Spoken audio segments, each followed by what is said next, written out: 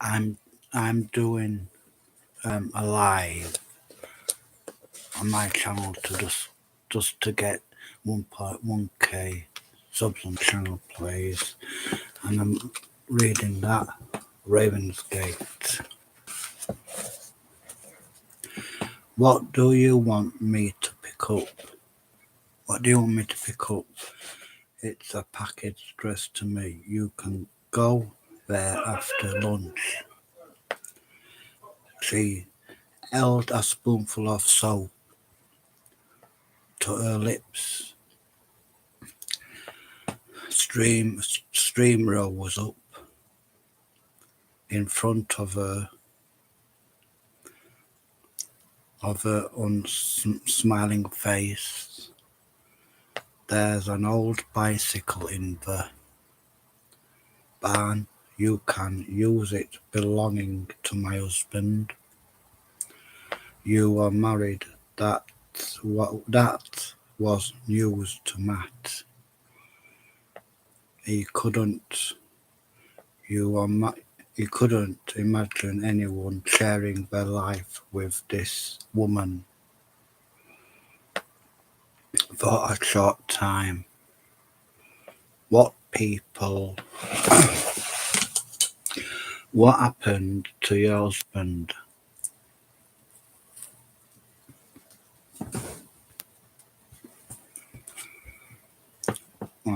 You were married. That was news, Matt. He couldn't imagine anyone sharing their life with this woman for a short time. What happened to your husband? Young people shouldn't ask questions. It's not good for them. However, she sighed and lowered the spoon. Henry disappeared. That was his name. Henry Lutterworth.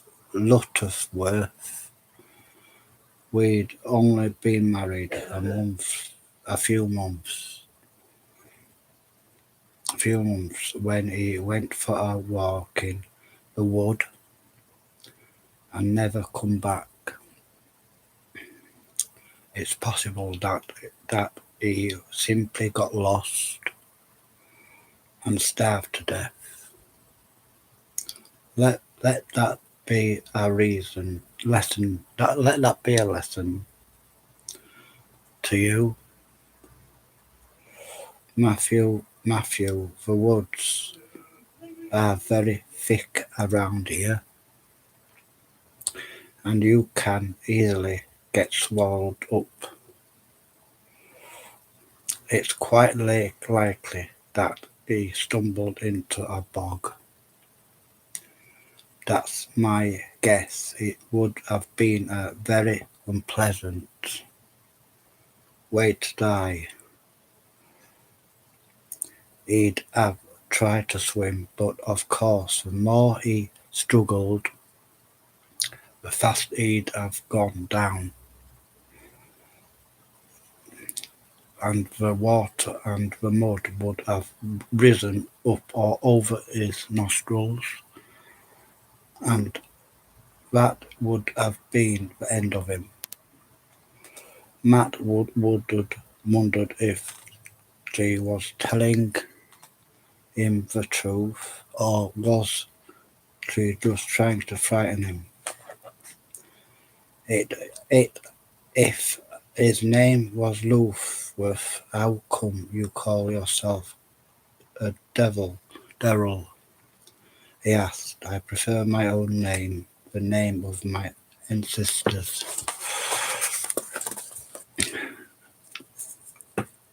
There have always been devils unless mailing, married or unmarried. We keep our own name. She sniffed. Henry left me have all in his will. She explained we just have bees, but they all went away. They often do what when their owner dies, I inherited all his money. But the point of all this is, my dear, and if I were you, I'd steer well clear of the wood. I'll do that, Matt said. Remember now, the chemist, just tell them it's for me.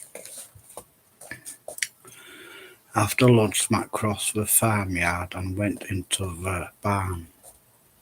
He found the bicycle parked behind an old plough.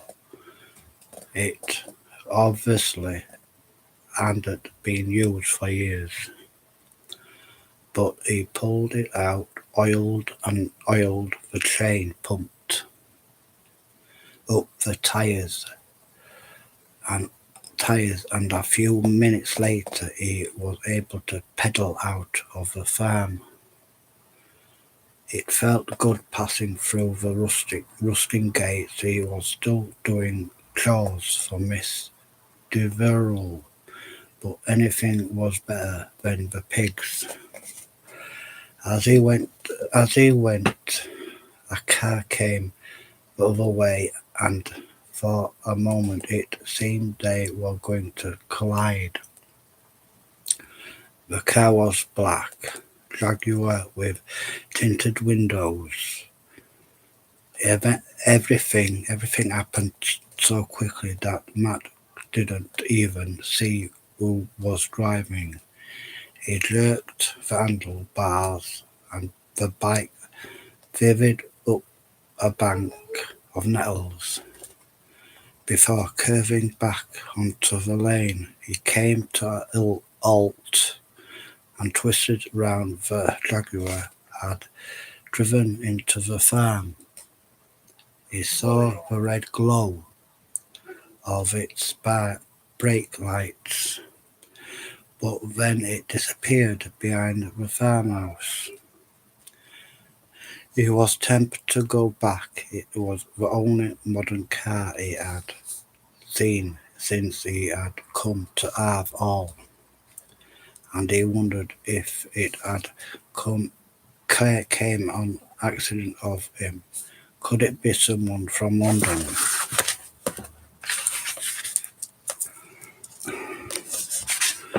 From the social services, he asked, then continued on his way. This was the first time he had left the farm, his first taste of freedom. He wasn't going back yet. It was a mile to the village. Matt quickly arrived at the broken sign where the 5 roads met. The woods was all around him, and he was glad that Miss Deverell had shown him which road to take. As they all looked the same, no cars passed. Nothing moved. Matt had never felt more alone as he pedalled on. The last part of the road was uphill, and he had to work to get the bike to the top.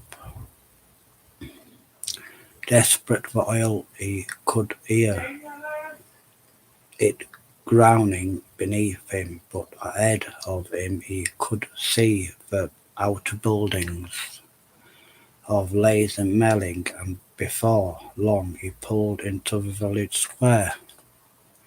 Miss Dover had already warned him that there wasn't much to less than Melling, and she was certainly right. The village was small and self-contained, with a dull half-deployed church or pub called the Goat, and 2 rows of shops and houses facing each other across an empty cobbled area. A war memorial stood in the middle, a slab of grey stone engraved with 20 names. All of the shops looked 50 years out of date. One sold sweets, The next general groceries, another antiques at the end of the row was a butcher. Butcher's mat could see chickens hanging by their foot, their necks broken,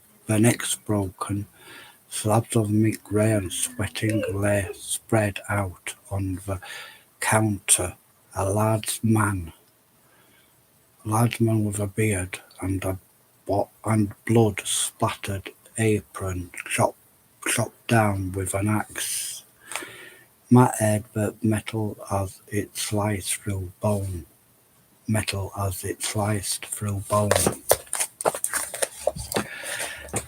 There was quite a few people around, and as he rested the bicycle against the war memorial, more of them appeared coming from all sides of the square. Matt sensed that they had been drawn here because of him. Their faces were more curious than welcoming. He saw them stop some distance away and whispered among themselves. It was unnerving being the centre of attention in this forgotten community. He had no doubt that they all know exactly who he was and why he was here. A woman walked towards him and he seemed familiar. She had long white hair, a tiny head and a black eyes that could have belonged to a doll. As she came nearer, he saw that she had been disfigured by a birthmark. An ugly mark blotch covered one side of her face. He thought back to when he was ill. Had this woman been in his room at Eyeball? She walked right up to him. "How nice to see you back on your feet, Matthew," she said. She had a squeaky, rasping voice and seemed to strangle the words at the back of her throat. "My name is Claire Devil. You're staying with my sister." So he was right. He had seen her before. "I am the head teacher at the primary school in Leicester Malling," she went on. "You may be joining us soon." I'm too old for primary school," Matt said, "but too stupid. I'm afraid of secondary school. I've seen your reports. You've done no work. You know very little. Not a good example for other children."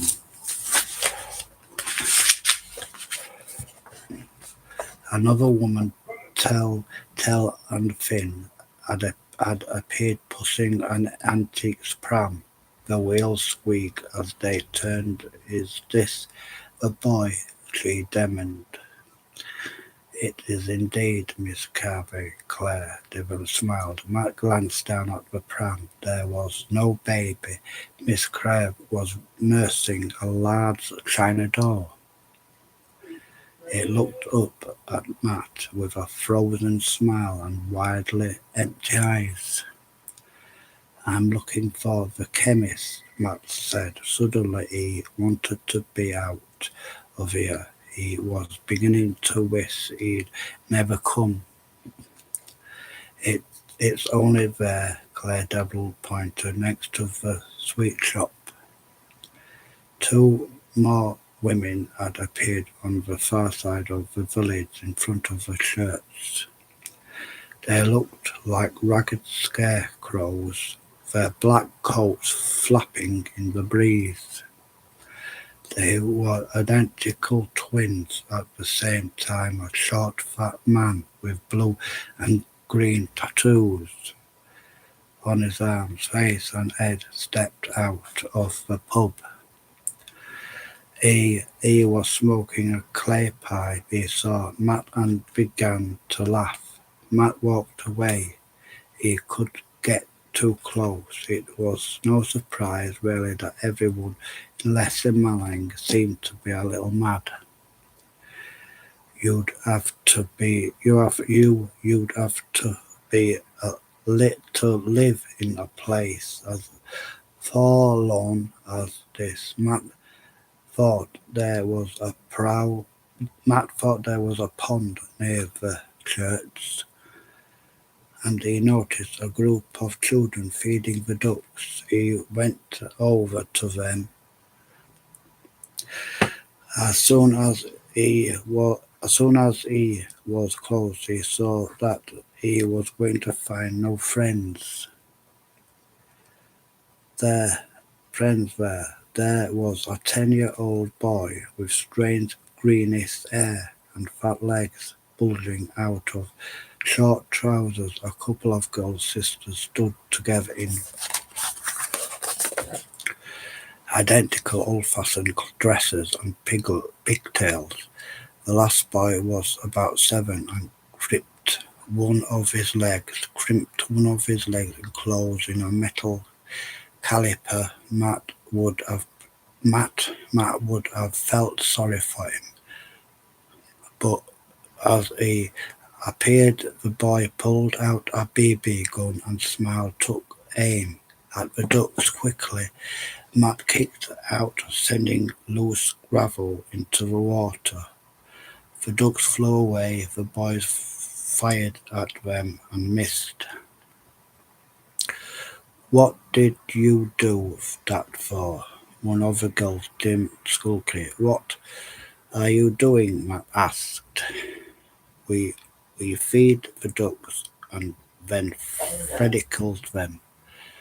The other girl explained, "It's a game sitting ducks."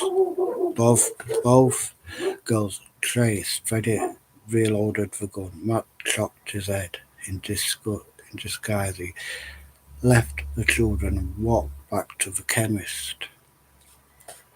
The shop was like nothing he had ever seen before, a dark, evil, smiling place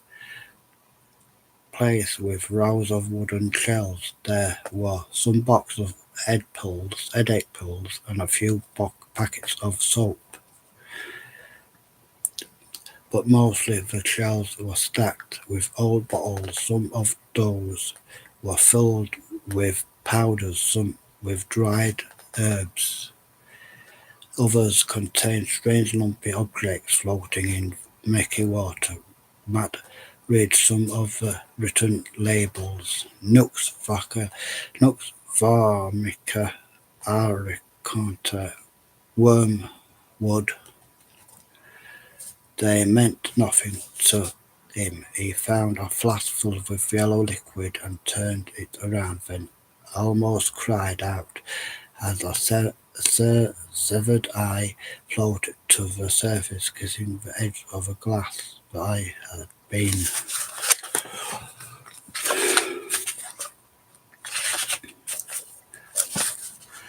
had been taken from a sheep or a cow. It was trailing tissues behind it. Matt felt sick. "Can I help you?" It was the chemist, a short, ginger-haired man in a shabby white coat. The hair continued down his neck, and there was more of it on the backs of his hands. He was wearing very black spectacles which had sunk into his nose in such a way that Matt wondered if he ever took them off. "What is this?" Matt said. "Diamond, an eye. Why is it?" The chemist turned the jar around and examined the specimen, his eye magnified by the lens. The vet requested it. He said he sounded irritated. "It was tests. I've come to collect something from Miss Devlin." "Oh yes, you must be Matthew. Then we've all been looking forward to meeting you. We're always looking. We're all been looking forward to it very much.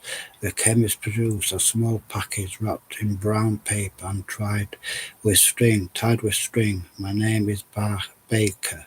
I hope I'll be seeing more of you in a village like this. It's always nice to have new blood. He handed the packet over. Do drop in again anytime. Matt come out of the shop, noticing that more of the villagers had arrived in the square.